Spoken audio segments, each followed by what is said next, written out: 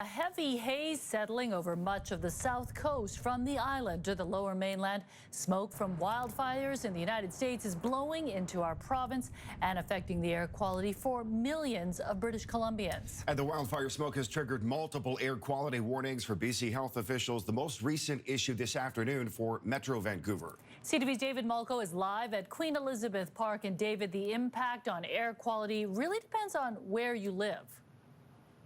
And Mijung Scott, a breeze has just kicked up in the last few minutes here, and that could bode well. But I want to show you the city of Vancouver, the skyline, the North Shore Mountains, that ugly layer of brown haze nestled in there. Just one more complication we did not need in the middle of this pandemic.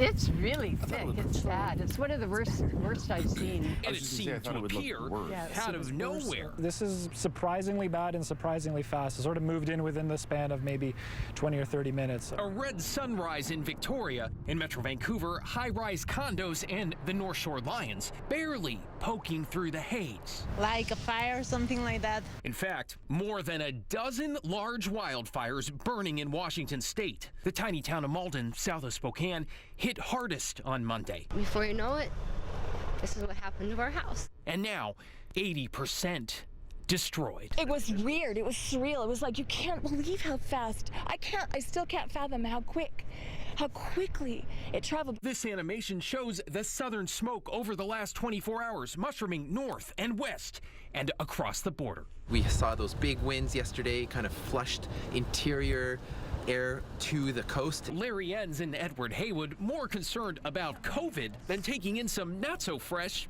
air. It's the least of our worries. Though as this late summer surprise ebbed and flowed, not everyone agreed. Oh, just my throat, and I can feel it. I had to take a puffer this morning, so, when I got here.